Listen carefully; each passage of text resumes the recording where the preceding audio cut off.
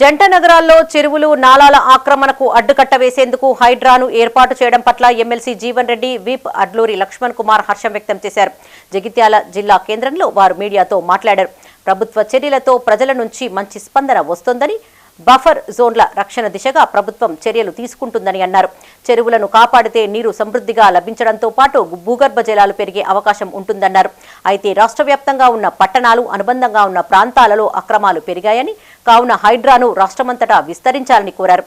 హైడ్రాను విస్తరించడం సాధ్యం కాని పక్షంలో చెరువులను, నాలాలను కాపాడే అధికారం జిల్లా కలెక్టర్లకు ఇవ్వాలని విజ్ఞప్తి చేశారు. హైడ్రా ఏర్పాటు ఏకపక్ష నిర్ణయం కాదని, సభలో చర్చించిన తర్వాతనే ఏర్పాటు చేశారని గుర్తు చేశారు. ఈ మీడియా సమావేశంలో టీపీసీసీ రాష్ట్ర ఆర్గనైజింగ్ సెక్రటరీ బండ శంకర్, మున్సిపల్ చైర్పర్సన్ జ్యోతి, మున్సిపల్ ఫ్లోర్ లీడర్ దుర్గయ్య, మాజీ కౌన్సిలర్ గాజుల రాజేందర్ పాల్గొన్నారు. పట్టణ పరిసరాల్లో ఉన్నటువంటి చెరువులు, కుంటల విస్తీర్ణత, జలాశయాలు అన్ని కూడా ఎదుగుతుందో మీరు ఎఫ్టీఏల బఫర్ జోన్ అని గుర్తించండి. బఫర్ జోన్ గుర్తించి వాటికి అన్నిటికీ ఏదైతే స్ట్రెంచెస్ కొట్టి హద్దులు ఏర్పాటు చేయండి. సోదరుడు భవిష్యత్తులో ఎవరు కూడా బఫర్ జోన్ పరిధిలో నిర్మాణాలు చేపట్టకుండా ఒక విధమైనటువంటి ఒక చర్యలు తీసుకోవటము ఇది తప్పనిసరి అని చెప్పి మనం చెప్తున్నాం. ఒకటి, అక్రమ నిర్మాణాలు ఏర్పడ్డట్టు తొలగింపు ఒకటి. అదర్వైజ్ కూడా ఏదైతే ఉన్నదో ఈ బఫర్ జోన్ పరిధి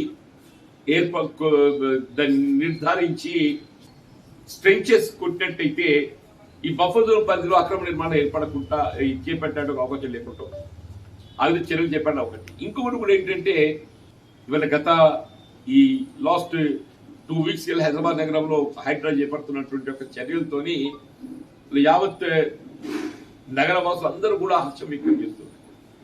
ఇంత ఫర్మ్ గా యాక్ట్ చేస్తున్నారు. మీరు నిర్ధారించండి. హుస్సేన్ సాగర్ ఏదైతుందో ఇవాళ హైదరాబాద్ నగరం నడిబొడ్డున ఉన్నది. హైదరాబాద్ నగరం నడిబొడ్డున ఉన్నది. ఏ విధంగా మనం ముందుకు పోవాలని చెప్పి గౌరవ ముఖ్యమంత్రి గారు అసెంబ్లీలో ఈ యొక్క అంశాన్ని ప్రవేశపెట్టడం జరిగింది.